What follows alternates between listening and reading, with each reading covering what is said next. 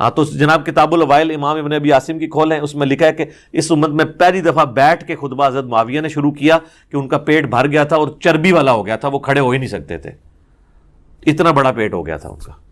तो ये फिर आप खुद फैसला करें कि दुआ लगी थी कि कुछ और लगा था। इब्ने अबी आसिम की किताब में तो ये रिवायत है ही नहीं, ये मिर्ज़े का झूठ है। अलबत्ता मिर्ज़े ने ये गुफ्तगू करते हुए जो स्कैन डिस्प्ले कराया है वो मुसन्नफ़ इब्ने अबी शैबा का स्कैन डिस्प्ले कराया है, लेकिन इसकी सनद में आप देख रहे हैं मुगीरा बिन मिक़सम रावी है जो मुदल्लिस है, और इसका मुदल्लिस होना मिर्ज़े के सामने टेबल पर रखी मिशकात के अंदर 5 जगह लिखा हुआ है। मिशकात की उन रिवायात के नंबर्स आप देख रहे हैं जिनके तहत ज़ुबैर अल-जई साहब ने इस रावी को मुदल्लिस लिखा है, जी उसी किताब में जो मिर्ज़े के सामने टेबल पर रखी है। और मिर्ज़े का ये उसूल है कि मुदल्लिस की आने वाली रिवायत पक्की ज़ईफ़ होती है जब तक समा की सराहत ना मिले।